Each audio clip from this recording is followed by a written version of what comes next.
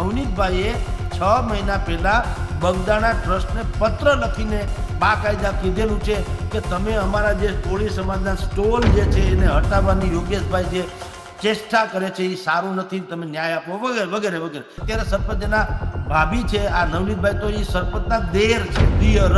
મોટા ભાગનો વહીવટ આપણે બધું જાણીએ છીએ, કાગળ ઉપર મહિલા હોય છે, બાકી અંતે બધા કાંઈ એના હસબન્ડ ને કાંઈ એના દેર કે સગા સંબંધી બધું. માયાભાઈએ ક્ષમાયાચના કરી કે ભાઈ તમારી વાત સાચી છે, કદાચ મેનેજિંગ ટ્રસ્ટી નહીં હોય.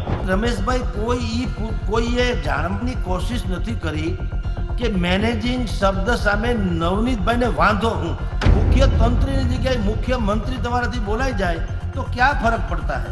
માયાભાઈનો વિડીયો જાહેર થયો એટલે માયાભાઈના દીકરા જયરાજભાઈ એણે નવનીતભાઈને ફોન કર્યો અને એ ધમકીના સ્વરમાં જ દેખાય. ટોન તમે સાંભળો, ટોન તો એવો જ છે, તું ક્યાં છો, મળવું છે વગેરે. એ અહીંની પેટર્ન છે સૌરાષ્ટ્રમાં કે દોજક કે इंतजाम में उलझा है रात दिन.